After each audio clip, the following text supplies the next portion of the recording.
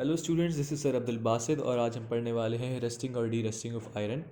तो हमारे पास यहाँ पे पहली इमेज मौजूद है जिसके अंदर दो लॉक्स हैं, दोनों ही आयरन के हैं। एक प्योर आयरन का है Fe और एक Fe2O3 है।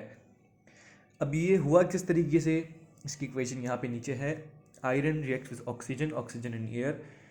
ऑक्सीजन इन एयर, हमारे पास एयर में 21% ऑक्सीजन होती है, और water which can be a form of water vapours, humidity और an actual water in form of rivers and seas. तो ये तीनों चीज़ें आपस में रिएक्ट करती हैं और फॉर्म करती हैं hydrated iron 3 oxide which is rust Fe2O3, 2Fe2O3 and H2O।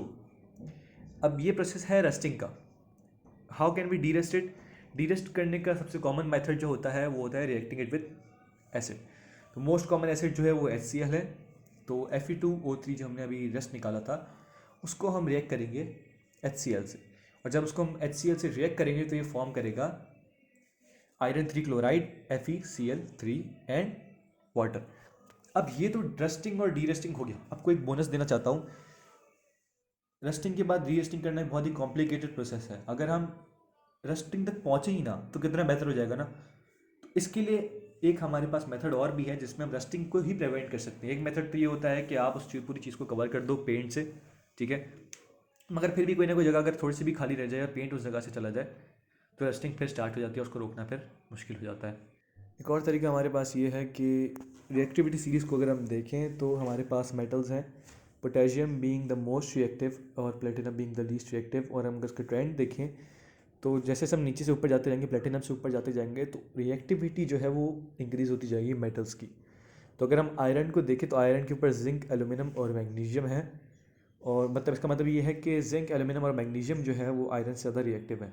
तो अगर एक आयरन का ब्लॉक लें और उसके बराबर हम जिंक का ब्लॉक रख दें तो आयरन का ब्लॉक रस्ट नहीं करेगा। रस्ट क्यों नहीं करेगा? उसकी वजह यह है कि zinc being the more reactive वो सारी ऑक्सीजन को अपने आप से रिएक्ट करवा लेगा और आयरन को रिएक्ट नहीं करने देगा। मतलब ऑक्सीजन रिएक्ट करने आएगी और जिंक उसके अपने पास खींच लेगा और खुद रिएक्ट हो जाएगा और आयरन को रिएक्ट नहीं होने देगा। तो ये तरीका बेसिकली यूज़ किया जाता है, शिप्स के अंदर भी यूज़ किया जाता है, बड़ी बड़ी शिप्स के अंदर, ताकि वो रस्ट ना हो जाए।